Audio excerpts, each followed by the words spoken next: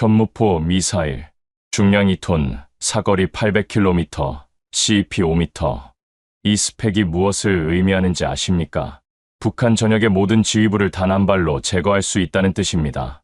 미국 토마호크 미사일과 동급의 정확도죠. 하지만 미국은 몰랐습니다. 한국이 이런 무기를 가지고 있다는 걸 말이죠.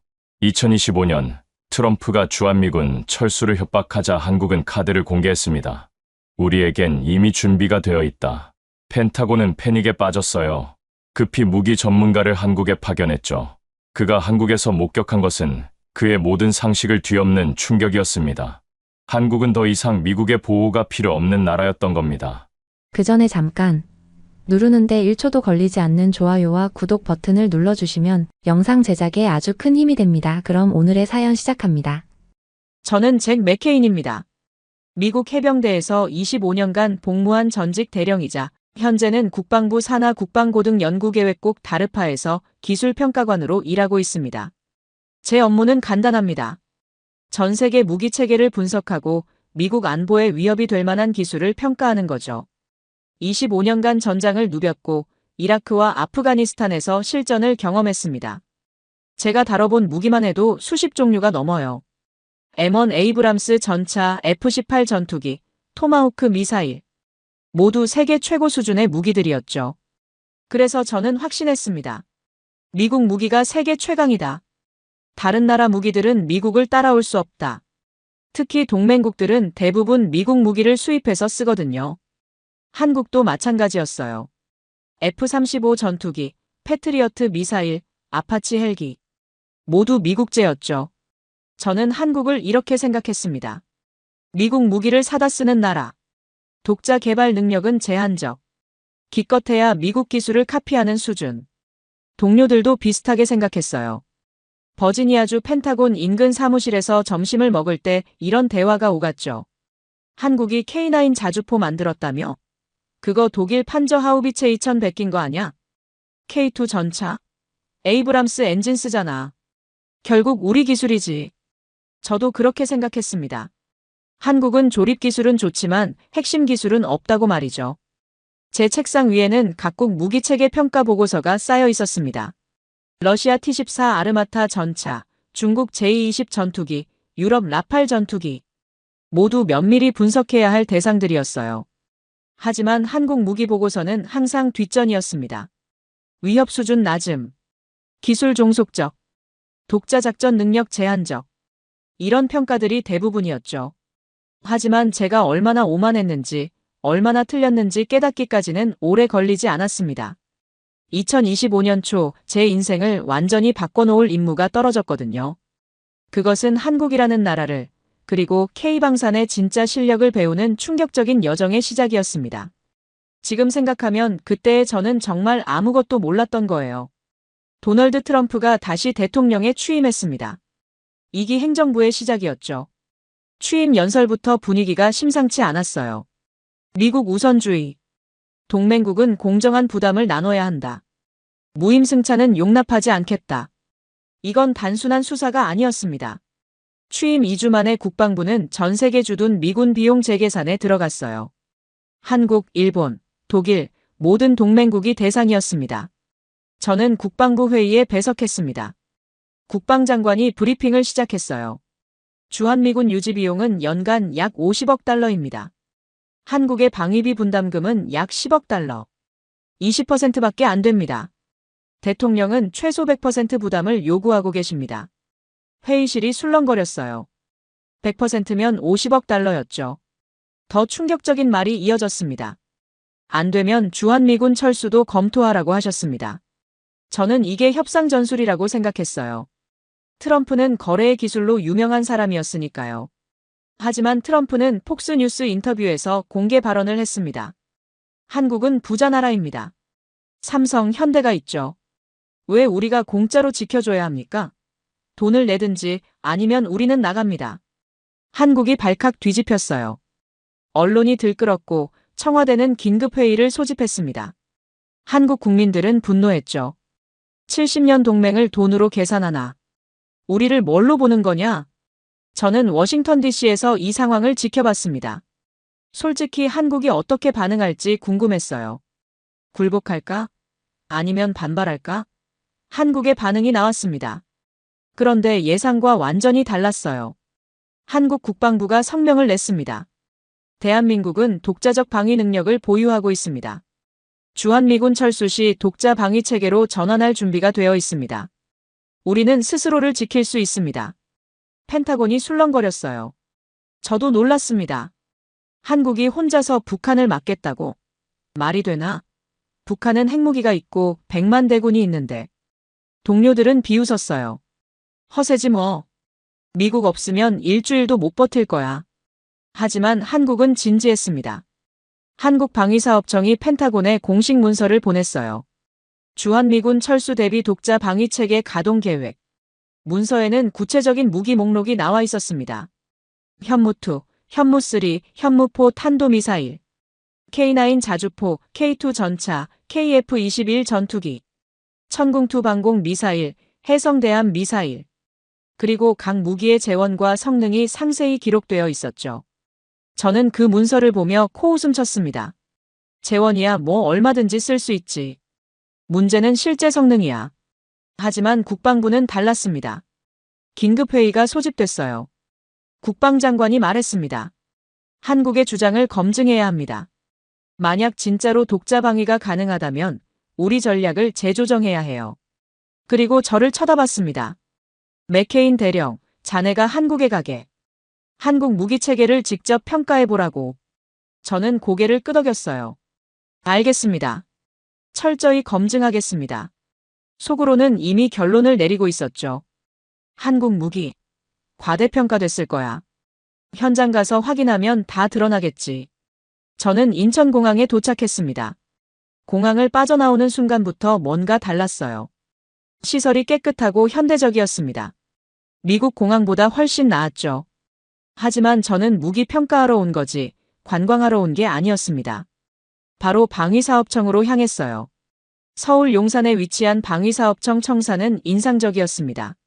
현대적인 건물에 철저한 보안 시스템이 갖춰져 있었어요. 회의실에서 한국 측 담당자들을 만났습니다. 방위사업청 김상훈 차장이 브리핑을 시작했어요. 맥케인 대령님 환영합니다. 오늘은 대한민국의 독자 방위 능력을 보여드리겠습니다. 화면에 현무 미사일 재원이 떴습니다. 현무2, 사거리 500km, 탄두 중량 500kg, CEP 원형 공산 오차 30m. 현무3, 사거리 1500km, 순항 미사일, CEP 10m. 현무4, 사거리 800km, 탄두 중량 2톤, CEP 5m. 저는 고개를 가우뚱했습니다. 사거리는 인상적이네요. 하지만 CEP 5m? 이건 토마호크 수준인데 정말 가능한 겁니까? 김 차장이 미소를 지었어요. 직접 보여드리겠습니다. 내일 안흥 종합시험장에서 실사격 시험이 있습니다.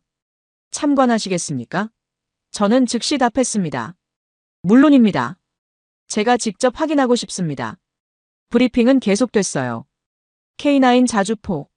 사거리 40km, 분당 발사속도 6발, 자동화율 90%. 세계에서 가장 많이 팔린 자주포입니다. K2 흑표 전차. 120mm 주포 능동 방어체계, 자동 장전 장치. 세계 최고 수준의 기동력을 자랑합니다. KF-21 보람의 전투기. 4.5세대 전투기. 최대 속도 마하 1.8 A4 레이더 장착. 2026년부터 실전 배치됩니다. 저는 메모를 적으며 속으로 생각했어요. 재원은 그럴싸하네. 하지만 실제 성능은 다를 거야. 특히 정확도 같은 건 실전에서 검증되지 않았잖아. 브리핑이 끝나고 저는 질문했습니다.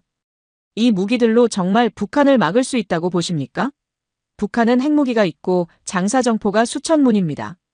김 차장이 단호하게 답했어요. 가능합니다. 우리 현무 미사일은 북한의 모든 핵시설과 지휘부를 타격할 수 있습니다. K9 자주포는 북한 장사정포보다 사거리가 깁니다. 천궁2 미사일은 북한 미사일을 요격할 수 있죠. 우리는 준비가 끝났습니다. 저는 회의적이었어요. 말은 쉽죠. 실제로 되는지 봐야죠. 저녁 식사 자리가 마련됐습니다. 한국 국방부 관계자들과 함께였어요. 한식이 나왔는데 생소했지만 맛있었습니다. 식사 중에 한 관계자가 물었어요. 대령님, 한국 무기를 어떻게 보십니까? 저는 외교적으로 답했습니다. 재원은 인상적입니다. 하지만 실전 검증이 필요하죠. 그가 웃으며 말했어요. 우크라이나를 아십니까? 우리 K9이 그곳에서 러시아군을 상대로 싸우고 있습니다. 실전 검증은 이미 끝났습니다. 저는 놀랐습니다. 우크라이나에 K9이 있다고? 그건 몰랐는데. 그가 계속 말했죠. 폴란드가 우리 K9을 보고 감동해서 천문을 주문했습니다. K2 전차도 1000대 계약했어요. 이게 실전 검증의 결과 아니겠습니까? 저는 할 말이 없었습니다. 폴란드 계약은 저도 들었거든요. 하지만 그게 성능 때문인지 가격 때문인지는 모르는 일이었죠. 호텔로 돌아와서 저는 노트북을 켰습니다. 우크라이나 전쟁에서 K9 자주포를 검색했어요. 영상들이 나왔습니다. K9이 러시아 진지를 포격하는 장면들이었죠. 댓글들을 읽어봤습니다. 이 자주포 미쳤다. 발사 속도가 장난 아니야. 러시아군 포병보다 훨씬 빠르고 정확해. 저는 고개를 갸웃했습니다. 진짜 그렇게 좋은 건가? 내일 직접 확인해봐야겠어. 다음 날 아침 일찍 저는 안흥 종합시험장으로 향했습니다. 충청남도 태안에 위치한 이 시험장은 한국군의 핵심 무기 시험 시설이었어요. 바다와 인접해 있어서 장거리 미사일 시험이 가능했죠. 시험장에 도착하니 이미 많은 인원이 대기하고 있었습니다. 국방부 관계자들, 방위사업청 직원들, 그리고 ADD 국방과학연구소 연구원들이었어요. 저를 안내한 사람은 ADD의 김태준 박사였습니다. 50대 초반으로 보이는 그는 온화하면서도 지적인 인상이었어요. 맥케인 대령님, 저는 현무미사일 개발 책임자 김태준입니다. MIT에서 항공우주공학 박사를 받았고 20년간 한국미사일 개발에 참여했습니다. 저는 악수를 청했어요. 반갑습니다, 박사님. 오늘 시험이 기대되네요. 김 박사가 미소 지으며 말했습니다. 실망시키지 않을 겁니다. 우리는 관제탑으로 이동했어요. 대형 모니터에는 시험장 전경이 보였고 발사대에는 현무포 미사일이 장착돼 있었습니다. 크기가 상당했어요. 길이 약 12m, 직경 1m 정도로 보였죠. 김 박사가 설명을 시작했습니다. 현무포는 대한민국이 독자 개발한 탄도미사일입니다. 사거리 800km, 탄두 중량 2톤. 북한 전역을 타격할 수 있죠. 가장 중요한 건 정확도입니다. CP 5m 이내로 명중시킬 수 있습니다. 저는 의심스러운 표정을 지었어요. CP 5m면 토마호크 수준인데 탄도미사일로 그게 가능합니까? 순항 미사일도 아니고. 김 박사가 고개를 끄덕였습니다. 가능합니다. 우리는 정말 유도 기술을 적용했어요. 재진입 단계에서 GPS와 관성 항법을 결합하고 영상 대조 시스템으로 최종 보정합니다. 이론상으로만 가능한 게 아닙니다. 지금 보여드리죠. 카운트다운이 시작됐습니다. 10, 9, 8. 저는 긴장하며 모니터를 응시했어요. 3, 2, 1 발사. 굉음과 함께 현무포가 솟아올랐습니다. 화염이 분출되며 미사일이 하늘로 치솟았어요. 속도가 엄청났습니다. 순식간에 시야에서 사라졌죠. 모니터에는 미사일의 비행 궤적이 표시됐습니다. 고도가 급격히 상승하더니 정점에 도달한 후 하강하기 시작했어요. 목표 지점은 800km 떨어진 해상의 표적함이었습니다. 김 박사가 말했어요. 이제 재진입 단계입니다. 정말 유도가 작동합니다. 화면의 표적함이 확대되어 보였습니다. 그리고 순간 섬광이 터졌어요. 미사일이 표적함 정중앙을 관통했습니다. 명중입니다. 관제실에 박수가 터져나왔어요. 김 박사가 저를 쳐다봤습니다. 정확한 착탄 지점을 확인하시겠습니까? 저는 고개를 끄덕였어요. 김 박사가 데이터를 불러왔습니다. GPS 좌표상 오차 4.8m. CEP 기준을 만족합니다. 저는 믿을 수 없었습니다. 정말로 5m 이내에 떨어뜨린 거예요. 이건 토마호크급 정확도였죠. 하지만 저는 쉽게 인정하고 싶지 않았습니다. 한 번의 시험으로 판단하긴 어렵습니다. 재현성이 중요하죠. 김 박사가 웃었어요. 물론입니다. 저희는 지난 3년간 47차례 시험을 진행했고 평균 CEP는 5.2m입니다. 실패율은 2% 이하고요. 자료를 드릴까요? 저는 자료를 받아 검토했습니다. 데이터가 상세했어요. 각 시험의 날짜, 기상 조건, 사거리, 착탄 오차 모두 기록되어 있었죠. 그리고 대부분 5m 내외였습니다. 저는 충격을 받았어요. 이건 진짜였습니다. 한국이 정말로 토마호크급 정확도의 탄도미사일을 만든 겁니다. 점심 식사 후 저는 K9 자주포 시험장으로 이동했습니다. 거대한 포신이 인상적이었어요. 155mm 52구 경장 곡사포였죠. K9 자주포 앞에 선이 압도적이었습니다. 높이 3m가 넘는 차체의 긴 포신이 하늘을 향하고 있었어요. 무게만 47톤이라고 했습니다. ADD의 다른 연구원이 설명을 시작했어요. K9 천둥은 대한민국이 독자 개발한 155mm 자주포입니다. 최대 사거리 40km, 분당 발사속도 6발. 자동 장전 장치가 있어서 포수 없이도 작동 가능합니다. 저는 포탑에 올라가 내부를 봤습니다. 자동화 시스템이 인상적이었어요. 컴퓨터 스크린에 표적 정보가 표시되고 자동으로 조준 계산이 이루어졌죠.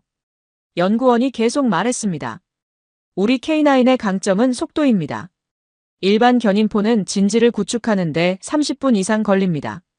하지만 K9은 정차 후 1분 안에 사격을 시작할 수 있어요.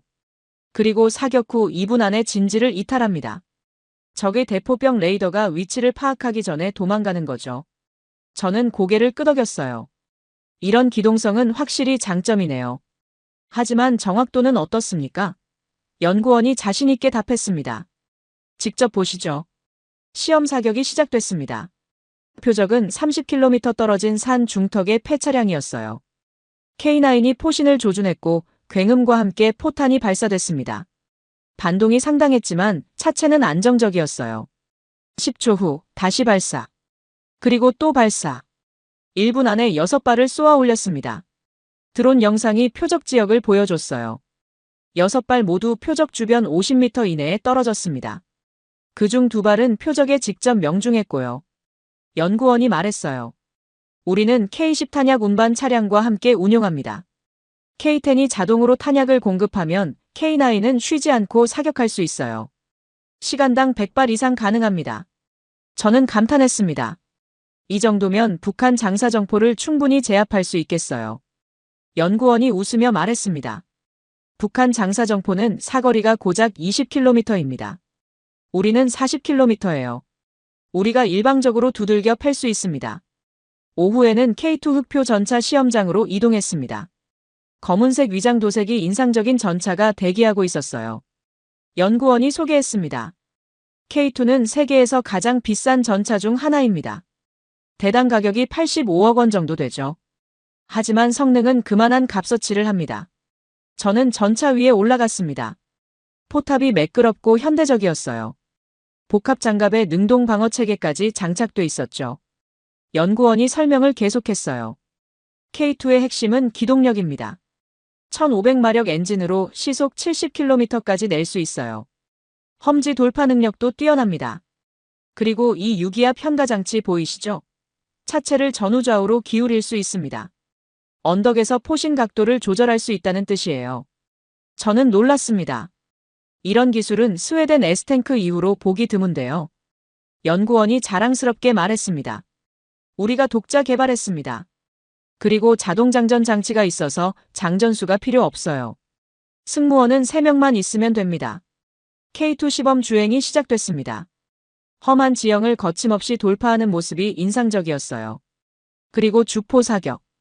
2km 떨어진 표적에 정확히 명중시켰습니다. 연구원이 말했어요. K2는 폴란드에 1000대 수출 계약을 맺었습니다. 유럽 나토 기준을 모두 통과했다는 의미예요. 독일 레오파르트 2, 미국 에이브람스와 경쟁해서 이긴 겁니다.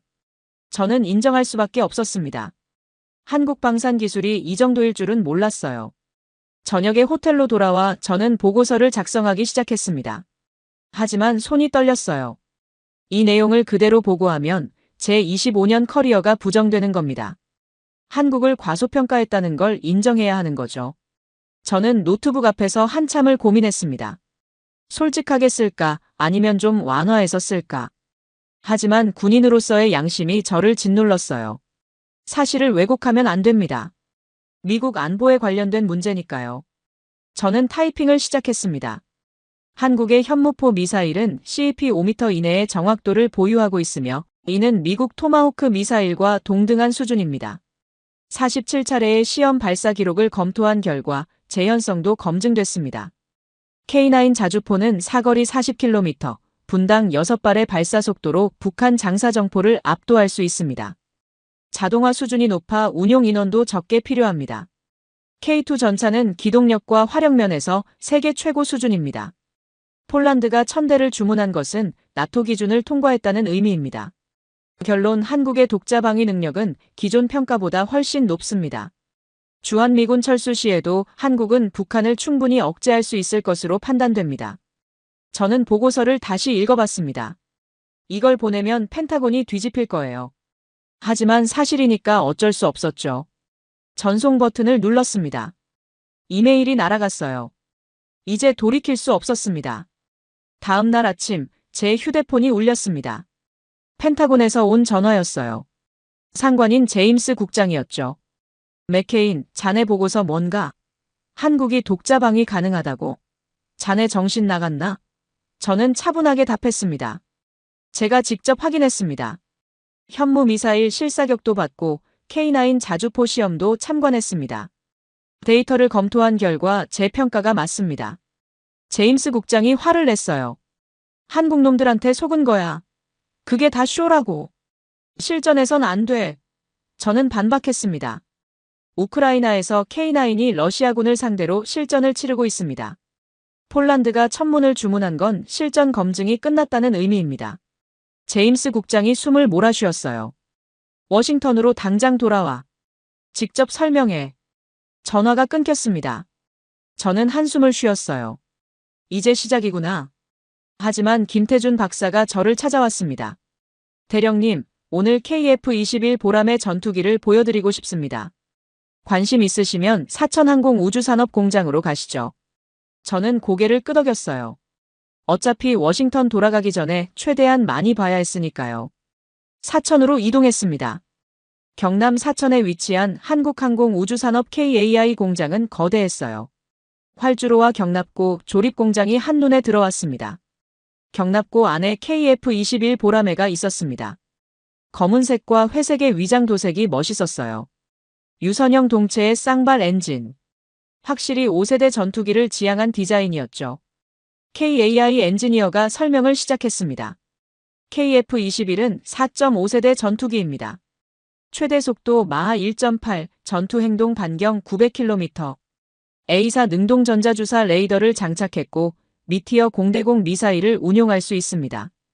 저는 물었어요. 스텔스 성능은 어떻습니까? 엔지니어가 답했습니다. 현재는 외부 무장을 달아서 RCS 레이더 반사 면적이 1제곱미터 정도입니다.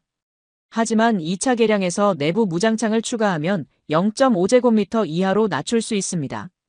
F-35만큼은 아니지만 4세대 전투기보다는 훨씬 스텔스 성능이 좋습니다. 저는 고개를 끄덕였어요. 인상적이네요. 엔진은 어디 것입니까? 미국 GE의 F-414입니다. 하지만 우리는 한화에어로스페이스와 함께 국산 엔진을 개발 중입니다. 2030년이면 완성될 겁니다. 저는 놀랐습니다. 엔진까지 자체 개발한다고? 전투기 엔진은 세계에서 몇 나라만 만들 수 있는 초고난도 기술인데 KF-21 시범 비행을 봤습니다. 활주로를 질주하더니 순식간에 이륙했어요. 급상승, 급선회. 기동 성능이 뛰어났습니다. 엔지니어가 말했어요. 이미 200시간 이상 시험 비행을 마쳤습니다. 2026년부터 공군에 배치됩니다.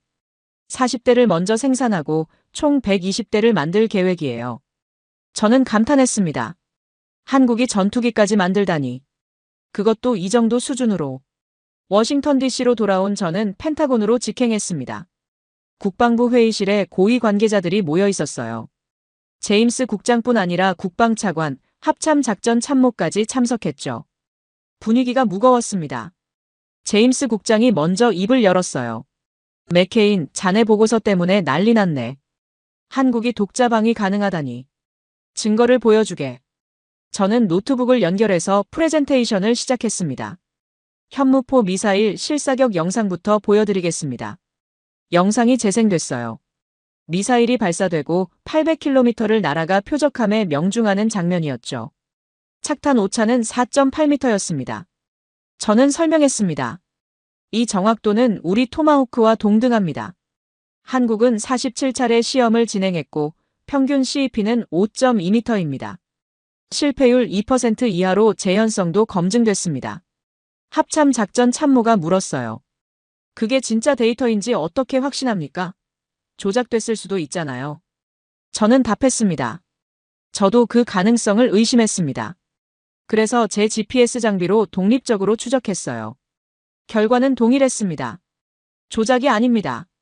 다음으로 K9 자주포 영상을 보여줬습니다. 1분에 6발을 쏘아 올리는 장면이었어요. 이 자주포는 사거리 40km로 북한 장사정포를 압도합니다. 자동화율이 90%라 운용 인원도 적게 필요합니다. 우크라이나에서 실전 검증을 마쳤고 폴란드가 천문을 주문했습니다. 국방차관이 팔짱을 끼고 말했어요. 폴란드 계약은 가격 때문일 수도 있어요. 한국제가 싸니까. 저는 고개를 저었습니다. 폴란드는 나토 회원국입니다. 생존이 걸린 문제에 싼 것만 사진 않아요. 성능이 검증됐기 때문에 산 겁니다. K2 전차와 KF-21 전투기도 차례로 보여줬습니다. 모든 데이터와 영상을 제시했어요. 프레젠테이션이 끝나고 회의실이 조용해졌습니다. 다들 뭔가 생각에 잠긴 표정이었죠.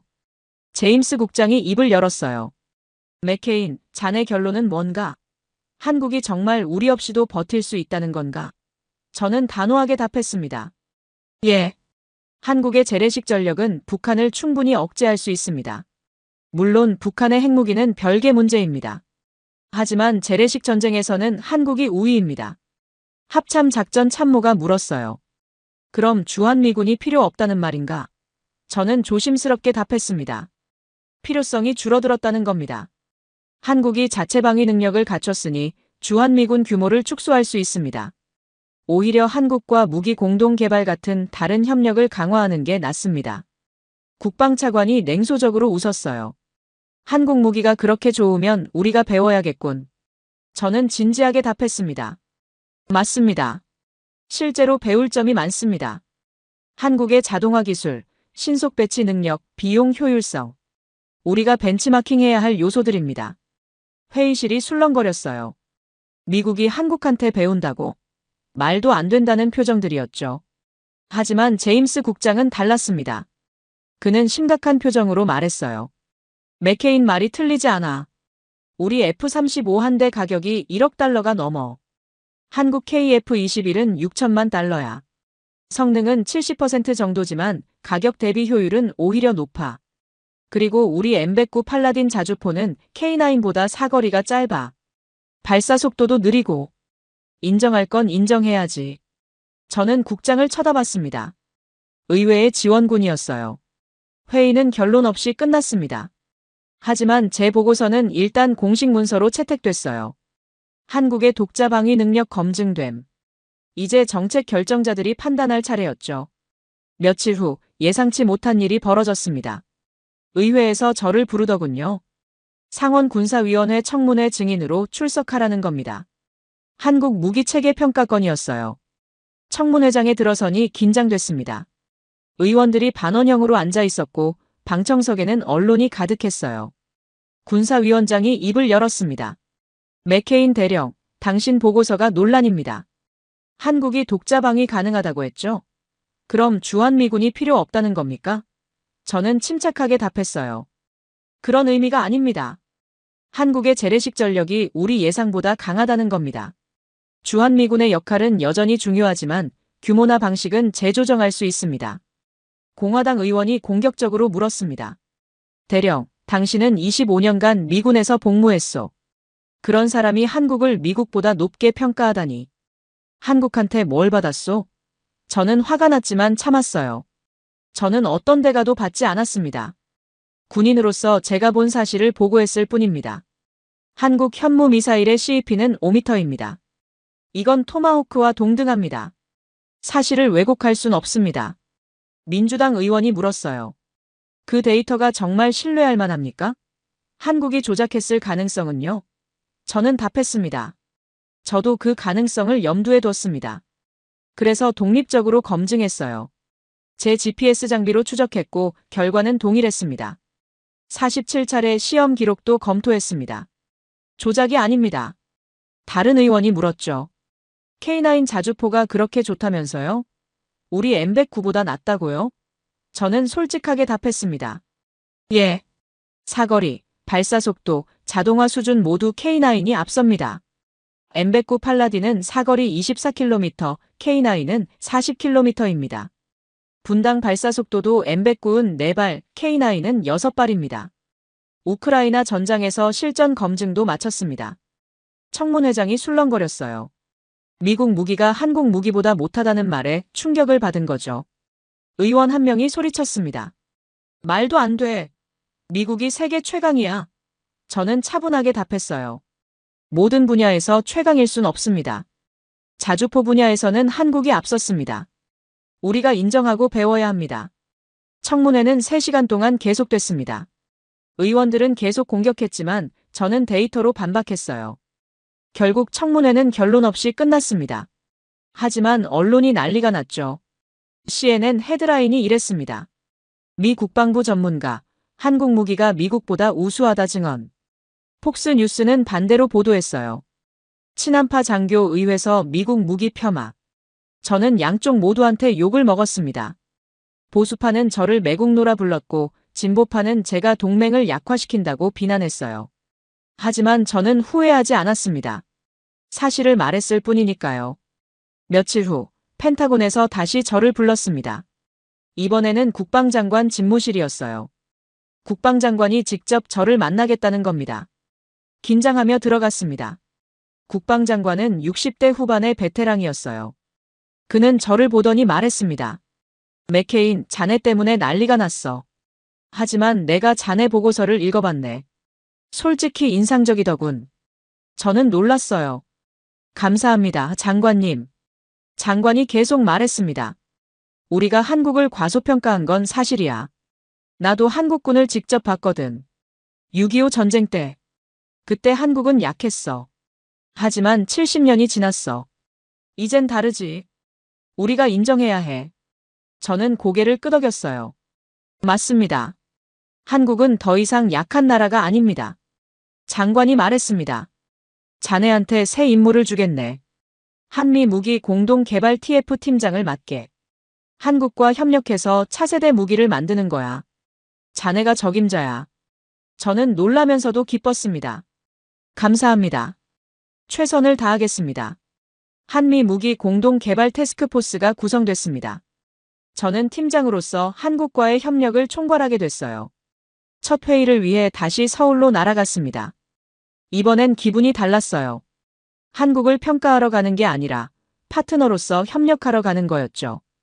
방위사업청 회의실에서 양국 대표들이 모였습니다. 한국 측에서는 김상훈 차장과 김태준 박사가 나왔어요. 김 차장이 먼저 입을 열었습니다. 맥케인 대령님, 다시 뵙게 되어 반갑습니다. 이번엔 동료로 만나는군요. 저는 미소 지으며 답했어요. 저도 기쁩니다. 함께 좋은 결과를 만들어 봅시다. 회의가 시작됐습니다. 첫 번째 의제는 차세대 자주포 공동 개발이었어요. 미국의 ERCA 확장 사거리 포병과 한국의 K9 기술을 결합하는 프로젝트였죠. 김태준 박사가 설명했습니다. 우리 K9의 자동화 기술과 미국의 장거리 포탄 기술을 합치면 사거리 70km급 자주포를 만들 수 있습니다. 세계 최강이 될 겁니다. 미국 측 엔지니어가 물었어요. 한국 자동장전 시스템을 우리가 사용할 수 있나요? 김 박사가 고개를 끄덕였습니다. 물론입니다. 기술 이전 가능합니다. 대신 미국의 람제트 추진 포탄 기술을 공유해 주세요. 양측이 합의했습니다. 서로의 강점을 나누기로 한 거죠. 이게 진정한 협력이었어요. 두 번째 의제는 미사일 방어 체계였습니다. 한국의 천공투와 미국의 패트리어트를 통합 운영하는 방안이었어요. 저는 제안했습니다. 한국 천공투의 레이더 기술이 인상적입니다. 이걸 우리 시스템과 연동하면 방어망이 훨씬 촘촘해질 겁니다. 김 차장이 동의했어요. 좋습니다. 우리도 미국의 조기 경보 시스템 데이터가 필요합니다. 정보를 공유하면 양측 모두 이득입니다. 회의는 순조롭게 진행됐습니다. 과거처럼 미국이 일방적으로 주도하는 게 아니었어요. 양국이 대등한 파트너로서 협력했죠. 점심 식사 자리에서 김태준 박사가 저에게 말했습니다. 대령님, 솔직히 처음엔 걱정했습니다. 미국이 우리를 무시할까 봐요. 하지만 대령님은 달랐어요. 우리를 인정해 주셨죠. 저는 고개를 저었습니다. 제가 오히려 배웠습니다. 한국을 과소평가한 게 제 잘못이었어요. 김 박사가 웃으며 말했습니다. 이제 우리는 진짜 동맹입니다. 서로 배우고 성장하는 관계죠. 오후에는 한화 디펜스 공장을 방문했습니다. K9 자주포를 생산하는 곳이었어요. 거대한 조립 라인에서 자주포들이 만들어지고 있었습니다. 공장장이 설명했어요. 우리는 연간 100대 이상 생산할 수 있습니다. 폴란드 계약 1000대를 5년 안에 납품할 예정이에요. 호주, 노르웨이, 에스토니아 계약도 진행 중입니다. 저는 물었습니다. 생산 속도가 굉장히 빠르네요. 비결이 뭡니까? 공장장이 답했습니다. 모듈화입니다. 부품을 표준화해서 조립 시간을 단축했어요. 그리고 자동화 로봇을 많이 활용합니다. 공장을 둘러보니 정말 인상적이었습니다. 로봇 팔들이 용접을 하고 자동 운반 시스템이 부품을 나르고 있었어요. 미국 공장보다 훨씬 효율적이었죠. 저는 생각했습니다. 우리가 배워야 할 게 많구나. 저녁에는 김태준 박사와 단둘이 식사를 했습니다. 한 식당에서 삼겹살을 구워 먹었어요. 김 박사가 소주를 따르며 말했습니다. 대령님, 미국은 왜 그렇게 오랫동안 우리를 과소평가했을까요? 저는 솔직하게 답했습니다. 편견 때문입니다. 70년 전 한국 전쟁 때 이미지가 남아 있었죠. 가난하고 약한 나라. 우리 도움이 필요한 나라. 그 이미지를 못 벗어난 겁니다. 김 박사가 고개를 끄덕였어요. 이해합니다. 하지만 이젠 달라졌죠. 저는 잔을 들어 건배했습니다. 네, 이젠 우리가 동등한 파트너입니다. 한미 무기 공동 개발이 본격화되면서 놀라운 일들이 벌어졌습니다. 먼저 차세대 자주포 프로젝트가 급진전을 이뤘어요. 한국의 K9 자동장전 시스템에 미국의 ERCA 장거리 포탄을 결합한 결과 사거리 70km급 자주포 프로토타입이 완성됐습니다. 시험 사격에서 69km 떨어진 표적에 명중시켰어요. 이건 세계 신기록이었죠. 펜타곤은 흥분했습니다. 이 자주포면 중국군 장거리 로켓포도 제압할 수 있다는 계산이 나왔거든요. 양산 계획이 즉시 승인됐고 한미 양국이 각각 500문씩 생산하기로 했습니다. 두 번째 성과는 통합미사일 방어체계였습니다. 한국의 천공투 레이더와 미국의 패트리어트 시스템을 연동했더니 탐지 거리가 30% 증가했어요. 북한 미사일에 대한 요격 확률도 크게 높아졌죠. 저는 이 프로젝트를 총괄하며 보람을 느꼈습니다. 한국과 미국이 진짜 협력하니까 시너지가 엄청났어요. 하지만 예상치 못한 문제가 생겼습니다. 의회에서 제동을 건 거예요. 상원군사위원회가 청문회를 또 열었습니다. 이번 주제는 한국에 대한 기술 이전이었어요. 보수 진영 의원들이 강하게 반대하고 나선 겁니다. 공화당 중진 의원이 청문회에서 소리쳤습니다. 우리가 왜 한국한테 기술을 주나? 우리 세금으로 개발한 기술인데 한국이 그걸 또 중국한테 팔면 어쩔 건가? 저는 증인석에 앉아 답변했어요. 의원님, 이건 일방적 이전이 아닙니다. 기술 교환입니다. 한국도 자동장전 시스템, 레이더 기술을 우리에게 줍니다. 양측 모두 이득입니다. 다른 의원이 반박했죠. 그래도 안 돼. 미국 기술은 미국만 써야 해. 제임스 국장이 나서서 설명했습니다. 의원님들, 현실을 보십시오. 한국 없이는 우리도 못 만듭니다. K9 자동화 기술이 없으면 차세대 자주포는 불가능해요. 이건 협력이 필수입니다. 청문회는 결국 찬반이 팽팽하게 갈렸습니다. 하지만 국방부가 강력히 밀어붙여서 프로젝트는 계속됐어요. 더 큰 뉴스가 터졌습니다. 폴란드에 이어 루마니아가 K2 전차 300대를 주문한 겁니다. 계약 규모가 40억 달러였어요. 루마니아 국방부 장관이 기자회견에서 말했습니다. 우리는 여러 전차를 비교 평가했습니다. 독일 레오파르트 2, 미국 에이브람스, 한국 K2. 결과는 K2가 최고였습니다. 가격 대비 성능이 뛰어나고 납품도 빠릅니다. 미국 방산업계가 발칵 뒤집혔어요. 제너럴 다이내믹스 같은 대기업들이 펜타곤에 항의했죠. 한국이 우리 시장을 잠식하고 있다고 말이에요. 하지만 펜타곤은 냉정했습니다. 경쟁에서 진 건 당신들 잘못이다. 가격은 비싸고 납품은 느리니까 고객이 떠나는 거다. 한국처럼 효율화하든지 아니면 시장을 잃든지 선택해라. 이 사건은 미국 방산업계에 큰 충격을 줬습니다. 한국이 더 이상 고객이 아니라 경쟁자가 된 거예요. 저는 이 모든 상황을 지켜보며 감회가 깊었습니다. 불과 1년 전만 해도 한국을 무시했는데 이제는 한국한테 배우고 있었으니까요. 저는 또 한국을 방문했습니다. 이번에는 KF-21 전투기 양산 공장 개소식에 참석하기 위해서였어요. 사천 공장의 새로운 조립 라인이 완성됐습니다. 연간 20대를 생산할 수 있는 규모였죠. 개소식에서 한국 국방부 장관이 연설했습니다. KF-21 보람에는 대한민국 항공산업의 자부심입니다. 우리는 이제 전투기를 수입하는 나라가 아니라 수출하는 나라가 됐습니다. 이라크가 KF-21 구매 의사를 밝혔고 말레이시아도 관심을 보이고 있습니다. 저는 박수를 쳤습니다. 한국의 성장이 자랑스러웠어요. 개소식 후 김태준 박사와 커피를 마셨습니다. 그가 말했어요. 대령님, 솔직히 10년 전만 해도 이런 날이 올 줄 몰랐습니다. 전투기를 만든다는 게 꿈 같았거든요. 저는 물었습니다. 어떻게 가능했습니까? 김 박사가 답했죠. 포기하지 않았기 때문입니다. 다들 불가능하다고 했어요. 한국은 기술이 없다고. 하지만 우리는 20년간 연구했습니다. 실패하고 또 실패했지만 결국 해냈습니다. 저는 감동받았습니다. 그게 한국의 저력이구나 싶었어요. 국제방산 시장에서 한국의 위상이 급격히 올라갔습니다. 사우디아라비아가 천공투 방공 미사일 시스템을 48억 달러 규모로 계약했어요.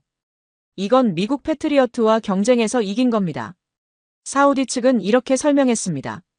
천공투는 패트리어트보다 요격 확률이 높고 가격은 30% 저렴합니다. 게다가 한국은 기술 이전도 해줍니다. 미국은 기술 이전을 거부했죠. 펜타곤이 충격을 받았습니다. 중동이라는 최대 무기 시장에서 한국한테 진 거예요. 긴급회의가 소집됐고 저도 참석했습니다. 국방차관이 말했어요. 우리가 너무 오만했습니다. 고객 요구를 무시하고 비싼 가격만 요구했죠. 한국은 달랐어요. 고객이 원하는 걸 주고 가격도 합리적이었습니다. 우리가 배워야 합니다. 저는 제안했습니다. 한국과 더 깊은 협력이 필요합니다. 경쟁자로 볼 게 아니라 파트너로 봐야 해요. 함께 시장을 키우는 겁니다. 국방장관이 동의했어요. 좋아. 맥케인, 자네가 한국과 협상해보게. 공동 마케팅 방안을 만들어봐. 저는 다시 서울로 날아갔습니다. 이제는 일주일에 한 번씩 한국에 오는 것 같았어요. 방위사업청에서 김상훈 차장과 만났습니다. 차장님, 미국이 제안이 있습니다. 한미가 공동으로 무기를 제3국에 판매하는 겁니다. 예를 들어 자주포는 한국제, 레이더는 미국제 이런 식으로 패키지를 만들어서요. 김 차장이 흥미로운 표정을 지었어요. 재미있는 제안이네요. 구체적으로 어떤 나라를 타깃으로 하시나요? 저는 답했습니다. 동유럽과 중동입니다. 러시아 위협을 받는 나라들은 방어 무기가 절실해요. 우리가 함께 제안하면 경쟁력이 높아집니다. 김 차장이 고개를 끄덕였습니다. 좋습니다. 검토해보죠. 며칠 후 한국 측이 긍정적인 답변을 보내왔어요. 공동 마케팅에 동의한다는 겁니다. 첫 번째 프로젝트가 성사됐습니다. 체코가 방공 시스템을 구매하기로 했는데 한국 천공 미사일과 미국 ANTPY-2 레이더를 결합한 패키지였어요. 계약 규모 30억 달러였죠. 체코 국방부 장관이 말했습니다. 한미 공동 제안이 최고였습니다. 한국의 미사일과 미국의 레이더를 함께 쓰면 완벽한 방어망이 됩니다. 이 성공 사례가 알려지자 다른 나라들도 관심을 보였습니다. 그리스, 터키, 필리핀이 줄줄이 문의를 해왔어요. 한미 공동 방산 수출이 새로운 트렌드가 된 겁니다. 저는 뿌듯했습니다. 경쟁이 아니라 협력으로 가니까 양쪽 모두 이득이었어요. 저는 개인적으로 중요한 결정을 내렸습니다. 펜타곤을 그만두고 한국에서 일하기로 한 거예요. 한화 디펜스가 저를 고문으로 초청했습니다. 미국 시장 진출을 돕는 역할이었죠. 고민 끝에 수락했습니다. 제임스 국장이 아쉬워했어요. 맥케인, 자네 정말 가는 건가? 30년 넘게 일한 곳인데. 저는 답했습니다.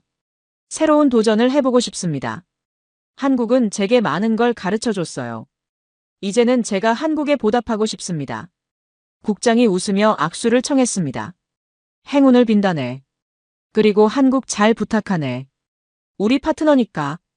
저는 서울로 이주했습니다. 강남에 아파트를 얻었어요. 한강이 보이는 30층이었죠. 창밖을 내다보니 서울 야경이 아름다웠습니다. 이제 이곳이 제 새로운 집이구나. 감회가 새로웠어요. 저는 한화 디펜스 서울 본사에 출근했습니다. 제 직함은 글로벌 전략 고문이었어요. 미국과 유럽 시장 진출을 담당하는 역할이었죠. 첫 회의에서 사장님이 저를 환영했습니다. 맥케인 대령님, 아니 이제는 고문님이시죠. 환영합니다.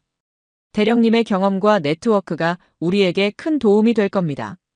저는 겸손하게 답했어요. 제가 오히려 배우는 입장입니다. 한국 방산의 저력을 더 깊이 알고 싶습니다. 저는 본격적으로 한국 생활에 적응하기 시작했습니다. 한국어 과외를 받았어요. 50대 후반 나이에 새 언어를 배우는 게 쉽지 않았지만 재미있었습니다. 한글은 과학적으로 설계된 문자라 생각보다 배우기 쉬웠어요. 3개월 만에 간단한 대화는 할 수 있게 됐죠. 주말에는 서울 곳곳을 다녔습니다. 경복궁, 북촌 한옥마을, 남산타워. 한국의 역사와 문화를 배웠어요. 특히 전쟁기념관을 방문했을 때 감동받았습니다. 6.25 전쟁 전시관에서 미군과 한국군이 함께 싸운 기록을 봤거든요. 당시 미군 사진도 많이 전시돼 있었어요.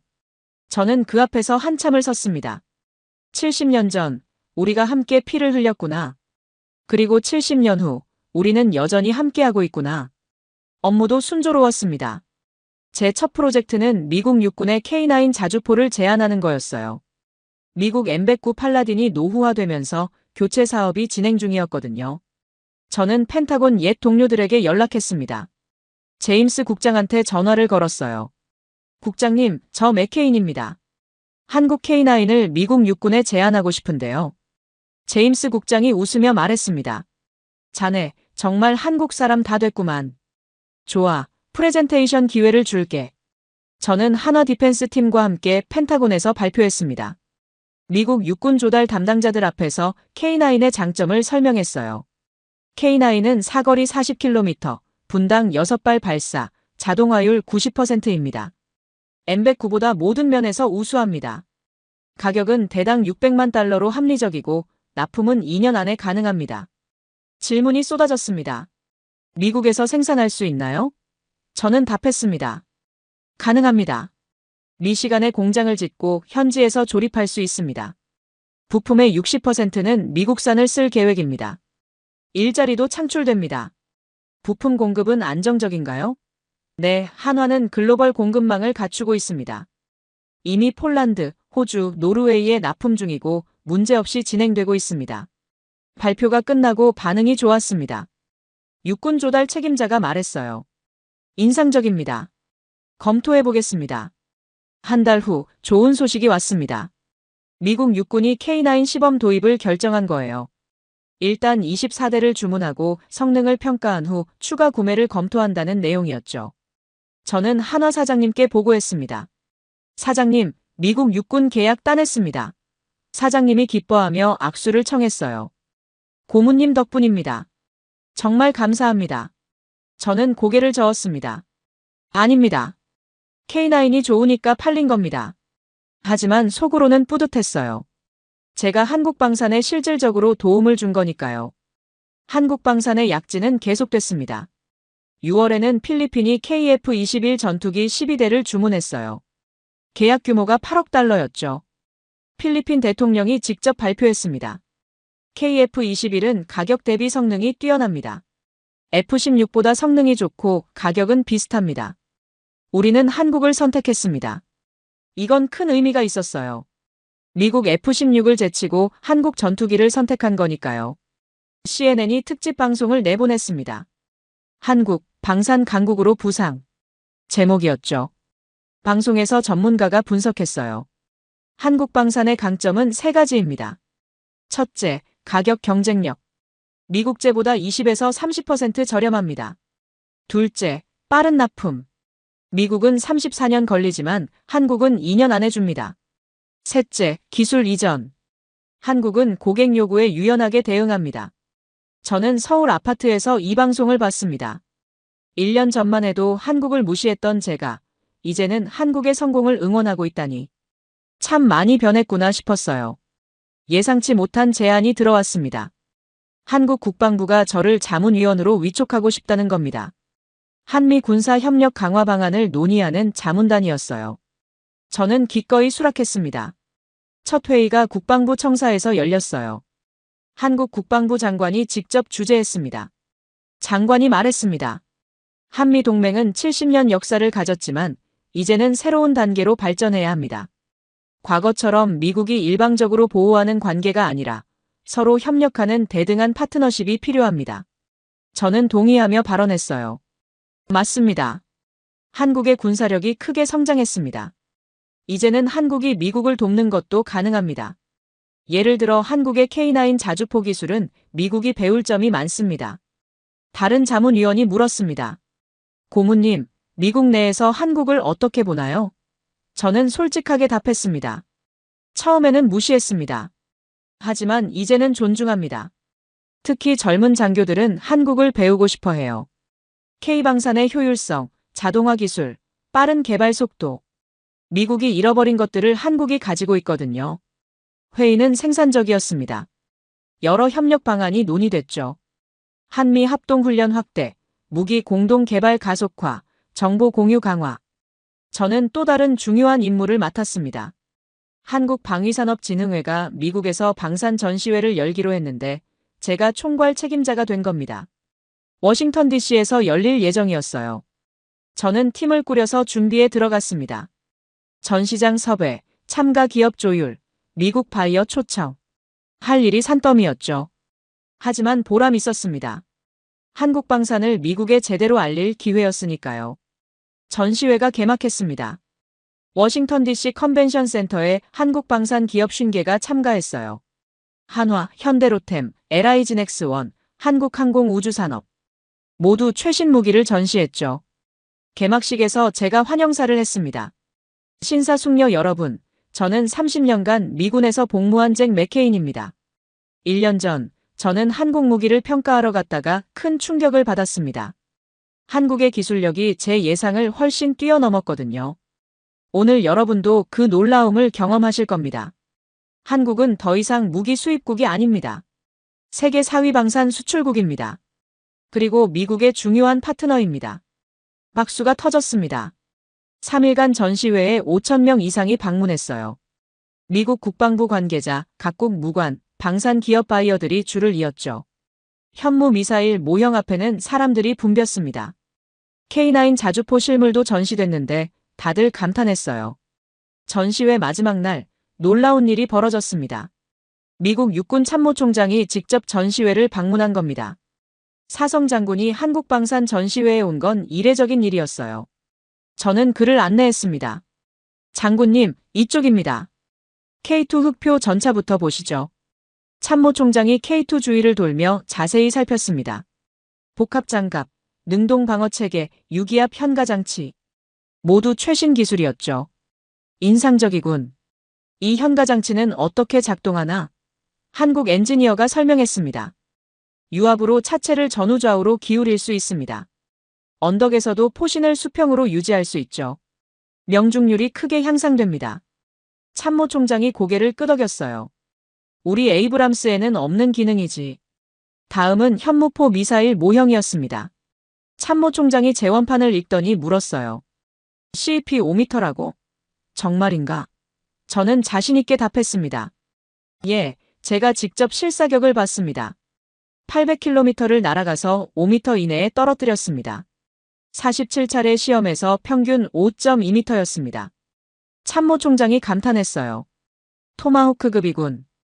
한국이 이 정도 기술을 가지고 있었나? 마지막으로 KF-21 전투기 모형을 봤습니다. 참모총장이 조종석을 들여다보며 말했습니다. 4.5세대라고 했지? F-35와 비교하면 어떤가? 한국 엔지니어가 답했습니다. 스텔스 성능은 F-35가 앞섭니다. 하지만 기동성과 항속 거리는 KF-21이 더 좋습니다. 그리고 가격은 절반입니다.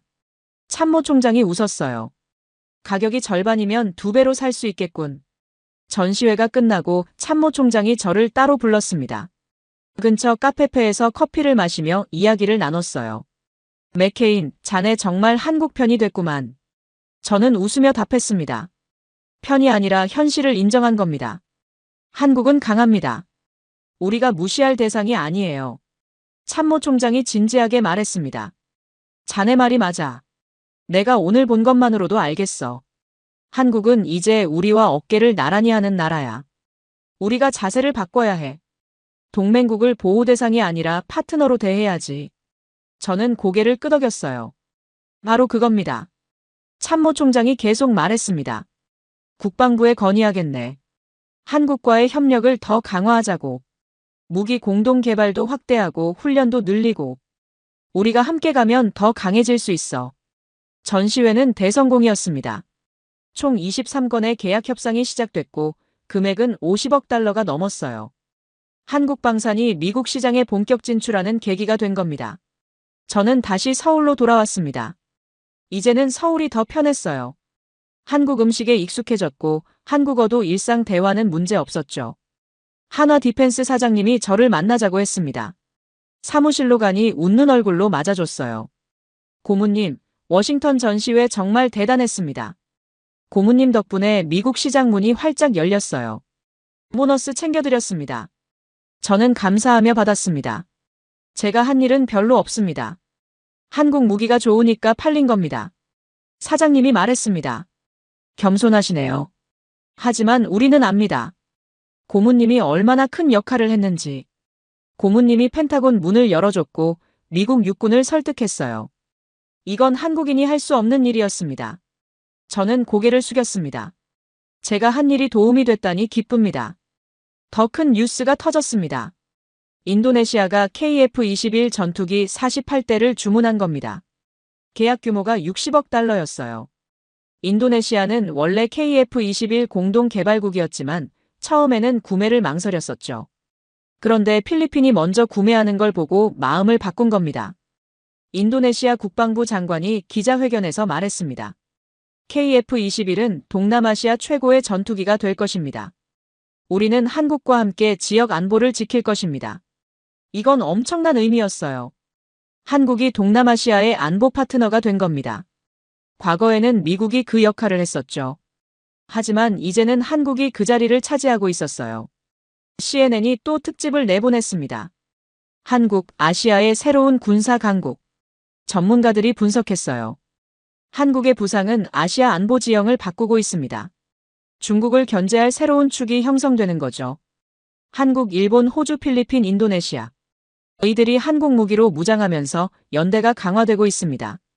저는 이 방송을 보며 감회가 깊었습니다. 1년 반 전만 해도 한국을 무시했는데 이제는 한국이 지역 질서를 바꾸고 있었으니까요. 저는 한국에서 첫 크리스마스를 보냈습니다. 한국 동료들이 저를 파티에 초대했어요. 홍대 근처 레스토랑에서 회식이 열렸죠. 한국식 회식 문화가 처음에는 낯설었지만 이제는 익숙해졌습니다. 소주잔을 돌리며 건배하고 삼겹살을 구워 먹고 노래방에 가서 노래하고 재미있었어요. 김태준 박사가 저 옆에 앉았습니다. 대령님, 아니 이제는 고모님이죠. 한국 생활이 어때요? 저는 웃으며 답했습니다. 정말 좋습니다. 처음에는 적응이 힘들었지만 이제는 여기가 제 집 같아요.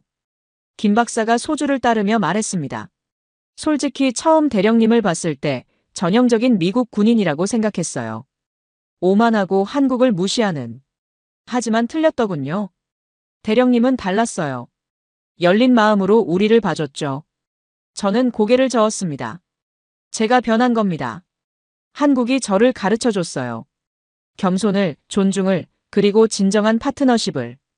김 박사가 잔을 들어 건배했습니다. 대령님, 아니 이제는 우리 동료잭. 건배.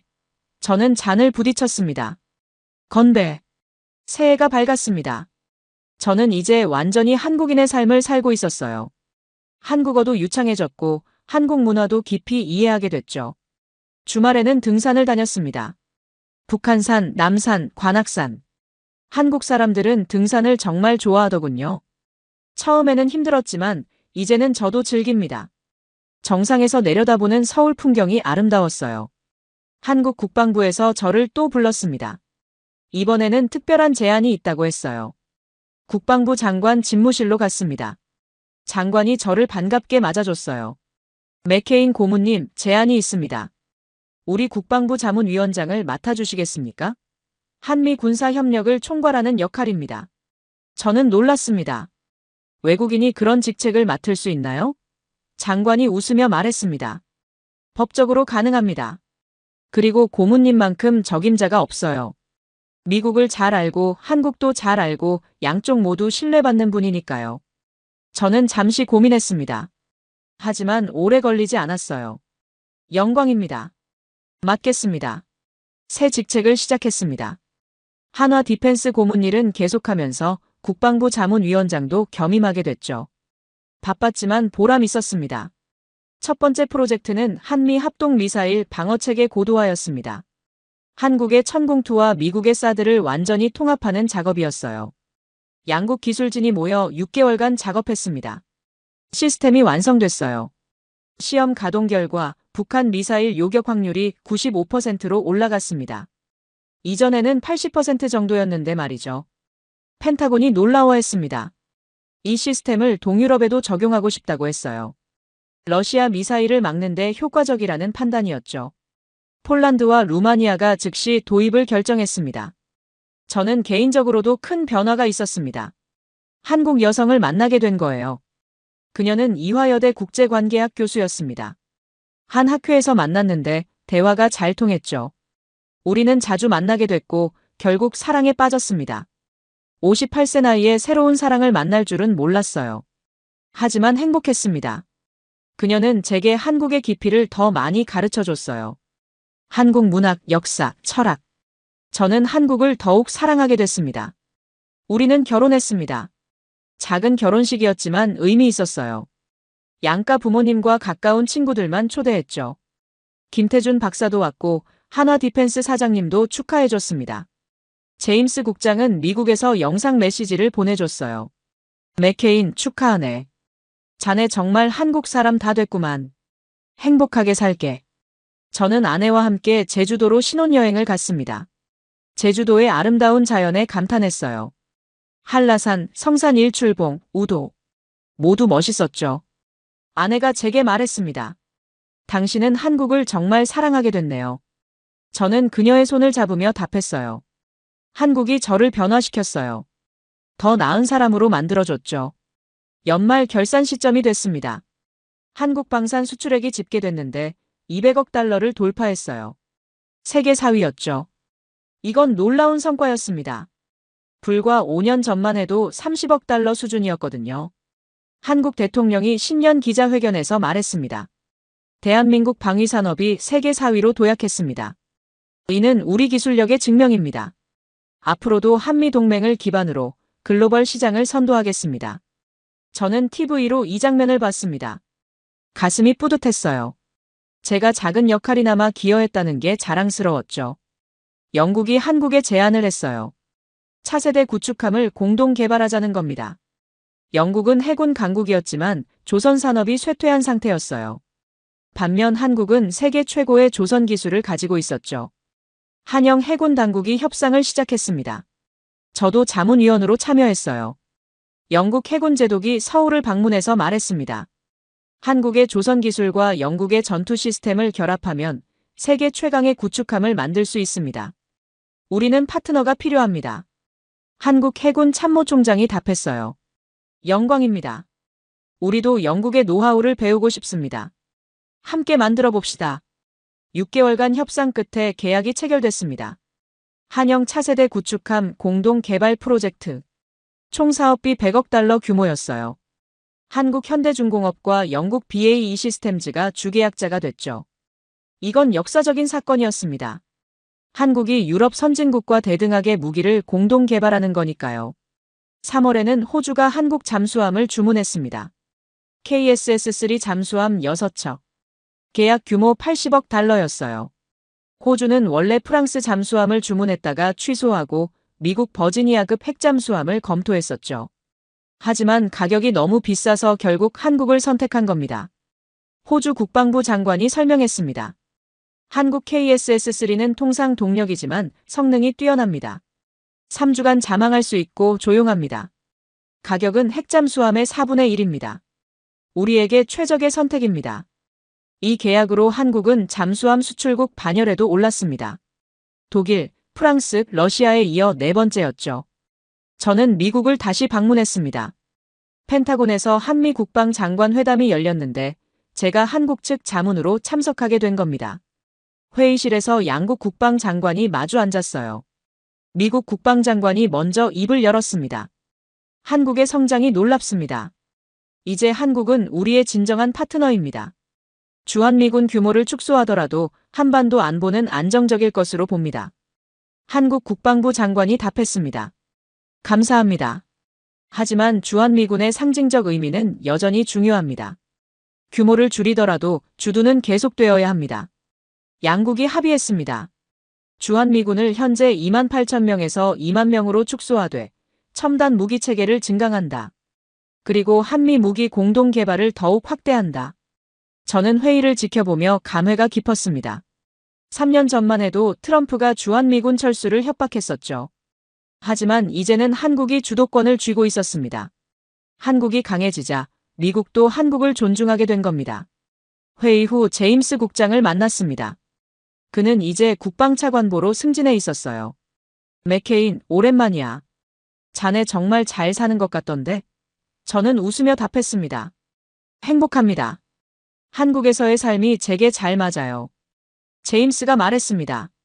솔직히 처음에는 자네가 미쳤다고 생각했어. 한국을 그렇게 높이 평가하다니. 하지만 자네가 옳았어. 한국은 정말 강했고 우리가 무시한 게 잘못이었지. 저는 고개를 끄덕였어요. 인정해줘서 고맙습니다. 한국 방산의 위상은 더욱 높아졌습니다. 전 세계 방산 시장에서 한국의 점유율이 12%를 넘어섰어요. 미국, 러시아, 프랑스에 이어 4위였죠. 특히 주목할 만한 건 신흥시장에서의 성과였습니다. 아프리카, 중남미, 동남아시아. 이 지역에서 한국 무기 점유율이 30%를 넘었어요. 이유는 명확했습니다. 가격 경쟁력, 빠른 납품, 기술 이전. 한국은 고객이 원하는 걸 줬죠. 반면 미국과 유럽은 비싸고 느리고 기술 이전을 거부했습니다. 시장이 한국을 선택한 건 당연했어요. 나이지리아가 K9 자주포 100문을 주문했습니다. 아프리카 최대 규모 계약이었어요. 나이지리아 국방부 장관이 서울을 방문해서 말했습니다. 한국은 우리를 존중합니다. 기술 이전도 해주고 현지 생산도 지원해줍니다. 이런 파트너는 한국밖에 없습니다. 브라질이 KF-21 전투기에 관심을 보였습니다. 브라질 공군 사령관이 사천 공장을 방문했어요. 저도 동행했습니다. 사령관이 KF-21을 보며 감탄했어요. 아름답군요. 성능도 인상적입니다. 가격은 얼마입니까? 한국항공우주 사장이 답했습니다. 대당 6,500만 달러입니다. 기술 이전 포함입니다. 사령관이 놀라워했어요. F-35는 1억 달러가 넘는데 이 가격이면 거의 절반이군요. 그리고 기술까지 준다고요? 네, 우리는 파트너를 원합니다. 브라질이 KF-21을 생산할 수 있도록 도울 겁니다. 브라질이 KF-21 36대를 주문했습니다. 그리고 현지 생산 라이선스까지 계약했어요. 총 계약 규모 40억 달러였죠. 이건 남미 최대 방산 계약이었습니다. 한국이 남미 시장까지 장악한 겁니다. CNN이 또 특집 방송을 냈어요. 한국, 글로벌 방산 강국으로 확고히 자리매김. 방송에서 전문가가 분석했습니다. 한국 방산의 성공 비결은 고객 중심입니다. 고객이 원하는 걸 주고 합리적인 가격을 제시하고 빠르게 납품합니다. 미국과 유럽은 이걸 배워야 합니다. 저는 서울집에서 이 방송을 봤습니다. 아내가 옆에 앉아 있었어요. 당신 덕분에 한국이 이렇게 성장한 거 아니에요? 저는 고개를 저었습니다. 아니에요. 한국이 원래 강했어요. 저는 그걸 발견했을 뿐이죠. 저는 또 다른 임무를 맡게 됐습니다. 한국국방대학교에서 강의를 해달라는 겁니다. 미래 한국군 장교들에게 한미 군사 협력을 가르치는 역할이었어요. 저는 흔쾌히 수락했습니다. 첫 강의 날 강의실에 생도 100명이 앉아 있었습니다. 저는 한국어로 자기소개를 했어요. 안녕하십니까? 저는 잭 맥케인입니다. 미국 해병대에서 30년간 복무했고 지금은 한국에 살고 있습니다. 여러분에게 한미 동맹의 진정한 의미를 가르치고 싶습니다. 생도들이 박수를 쳤습니다. 강의를 시작했어요. 동맹은 상호 존중에서 시작됩니다. 일방적 보호나 의존이 아니라 서로를 인정하고 협력하는 관계죠. 한국과 미국은 이제 대등한 파트너입니다. 여러분이 그 주역이 될 겁니다. 생도 한 명이 손을 들어 질문했습니다. 교수님, 미국은 한국을 정말 대등하게 봅니까? 아니면 여전히 무시하지 않습니까? 저는 솔직하게 답했습니다. 처음에는 무시했습니다. 저도 그랬어요. 하지만 이제는 다릅니다. 한국의 실력을 보고 모두 인정했습니다. 여러분이 더 강해지면 존중도 더 커질 겁니다. 강의는 매주 계속됐습니다. 저는 한국 생도들을 가르치며 보람을 느꼈어요. 이제 저는 완전히 한국인처럼 살고 있었어요. 한국어는 유창했고 한국 문화도 깊이 이해했습니다. 아내와의 삶도 행복했어요. 우리는 서울 강남에서 평온한 일상을 보냈죠. 주말에는 남산을 산책하고 한강공원에서 자전거를 타고 전통 찻집에서 차를 마셨습니다. 업무도 계속 바빴습니다. 한화 디펜스 고문, 국방부 자문위원장, 국방대학교 교수. 3가지 일을 병행했죠. 하지만 모두 의미 있는 일들이었어요. 특별한 소식이 있었습니다. 미국 의회가 저에게 명예훈장을 수여하기로 한 겁니다. 한미 군사 협력 증진에 기여한 공로를 인정한다는 거였어요. 저는 워싱턴 DC로 날아갔습니다. 의회 청사에서 시상식이 열렸어요. 상원 의장이 훈장을 걸어주며 말했습니다. 잭 맥케인 대령은 30년간 미군에 복무하며 조국을 지켰습니다. 그리고 은퇴 후에는 한미 동맹 강화에 헌신했습니다. 그의 노력 덕분에 한미 관계는 더욱 견고해졌습니다. 미국 의회는 그에게 감사를 표합니다. 박수가 쏟아졌습니다. 제임스 국장을 포함한 옛 동료들이 모두 왔었어요. 저는 소감을 밝혔습니다. 감사합니다.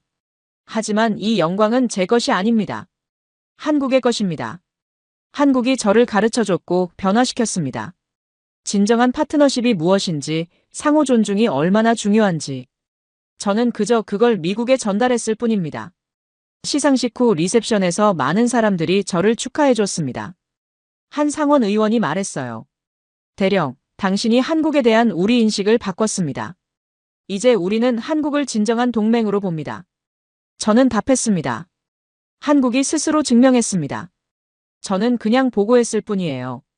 서울로 돌아왔습니다. 한국 국방부에서도 축하 행사를 열어줬어요.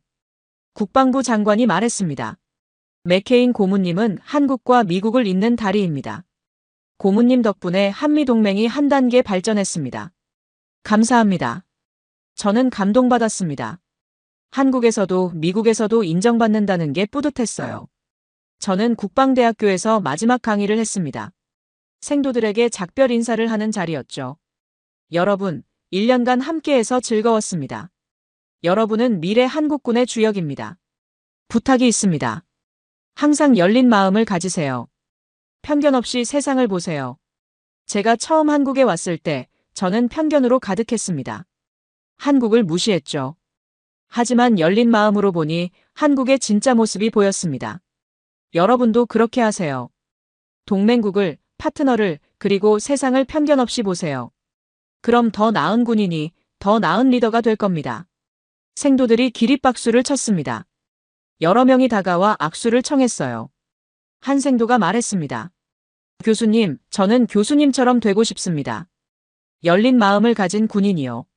저는 그의 어깨를 두드렸습니다. 자네는 이미 그런 사람이야. 계속 그렇게 살게. 제 인생에 또 다른 변화가 있었습니다. 아내가 임신한 겁니다. 60세 나이에 아버지가 되다니 상상도 못한 일이었어요. 하지만 기뻤습니다. 아내가 말했습니다.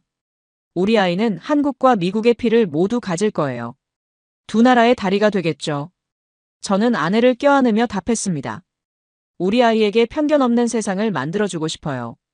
제 딸이 태어난 지 6개월이 됐어요. 이름은 지혜입니다. 한국 이름이죠. 아내가 지은 이름인데 지혜롭게 살라는 의미랍니다. 저는 매일 퇴근 후 딸을 안고 한강변을 산책합니다. 석양이 지는 한강을 보며 생각해요. 제가 처음 한국에 왔을 때와 지금은 완전히 다른 세상입니다. 그때 저는 오만한 미국 군인이었어요. 한국을 무시했고 미국이 최고라고 믿었죠. 하지만 한국이 저를 변화시켰습니다. 현무 미사일의 정확도를 보며 충격받았고 K9 자주포의 성능에 감탄했고 K2 전차의 기술력에 놀랐습니다. 그리고 깨달았어요.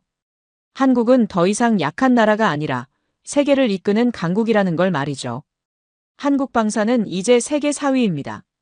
연간 수출액이 250억 달러를 넘어섰어요. 폴란드, 호주, 루마니아, 사우디, 필리핀, 인도네시아, 브라질. 전 세계가 한국 무기를 선택하고 있습니다. 이유는 명확합니다. 성능이 뛰어나고 가격이 합리적이고 납품이 빠르고 기술 이전까지 해주니까요. 한국은 고객을 존중합니다. 파트너로 대합니다. 이게 성공의 비결이었어요. 저는 지난 나라를 돌아보며 많은 걸 배웠습니다. 첫째, 편견을 버려야 진실이 보입니다. 저는 한국에 대한 편견 때문에 한국의 진짜 모습을 못 봤어요. 열린 마음으로 보니 한국의 놀라운 저력이 보였습니다. 둘째, 작은 나라도 위대할 수 있습니다. 국토 크기나 인구가 아니라 의지와 기술이 나라를 강하게 만듭니다. 한국은 그걸 증명했어요. 셋째, 진정한 동맹은 상호 존중입니다. 일방적 보호나 의존은 건강한 관계가 아닙니다. 서로를 대등하게 인정하고 함께 성장하는 게 진짜 동맹입니다. 넷째, 겸손이 가장 큰 강점입니다. 미국은 오랫동안 오만했어요. 우리가 최고라고 생각했죠. 하지만 겸손하게 배우니 더 강해질 수 있었습니다. 저는 이제 한국 사람입니다. 물론 미국 시민권도 유지하고 있지만 제 마음은 한국에 있어요. 한국어로 생각하고 한국 음식을 먹고 한국 문화를 사랑합니다. 딸 지혜는 한국과 미국 양쪽 문화를 모두 배울 겁니다. 편견 없이 세상을 보는 아이로 자랄 거예요. 그게 제 바람입니다. 최근 한국 정부에서 저에게 또 다른 제안을 했습니다. 한국 명예 시민증을 수여하겠다는 겁니다. 한미 관계 발전에 기여한 공로를 인정한다고 했어요. 저는 감격했습니다. 한국이 저를 받아준 겁니다. 시상식에서 서울시장이 말했습니다. 잭 맥케인 고문님은 한국과 미국을 잇는 다리입니다. 편견을 깨고 진실을 전했습니다. 서울시는 고문님을 명예시민으로 모시게 되어 자랑스럽습니다. 저는 답사를 했습니다. 감사합니다. 한국은 제게 새로운 인생을 줬습니다. 저는 오만한 군인에서 겸손한 사람으로 변했습니다. 한국이 그렇게 만들어줬어요. 저는 남은 인생을 한국을 위해 살고 싶습니다. 한미 동맹을 더욱 강화하고 한국 방산이 세계 1위가 되도록 돕고 싶습니다. 그게 제 꿈입니다. 이 이야기가 여러분에게 주는 교훈은 무엇일까요? 편견을 버리세요. 열린 마음으로 세상을 보세요. 작은 나라, 약해 보이는 나라도 무시하지 마세요. 그들에게도 놀라운 저력이 있을 수 있습니다. 상대를 존중하세요. 대등한 파트너십을 만드세요. 그럼 양쪽 모두 성장할 수 있습니다. 그리고 겸손하세요. 배울 줄 아는 사람이 진짜 강한 사람입니다. 대한민국은 놀라운 나라입니다. 70년 전 폐허에서 일어나 이제는 세계 10위 경제대국이 됐어요. 반도체, 조선, 자동차 그리고 방산. 모든 분야에서 세계 최고 수준입니다. 이건 기적이 아닙니다. 한국인의 끈기, 창의성, 열정이 만든 결과입니다. 저는 그걸 직접 봤고 경험했고 배웠습니다. 여러분도 한국을 주목하세요. 이 나라는 앞으로도 계속 놀라운 일들을 해낼 겁니다. 그리고 세계를 변화시킬 겁니다. 이 이야기가 마음에 드셨다면 좋아요와 구독 부탁드립니다. 더 많은 사람들이 한국의 진짜 모습을 알았으면 좋겠습니다. 댓글로 여러분의 생각을 남겨주세요.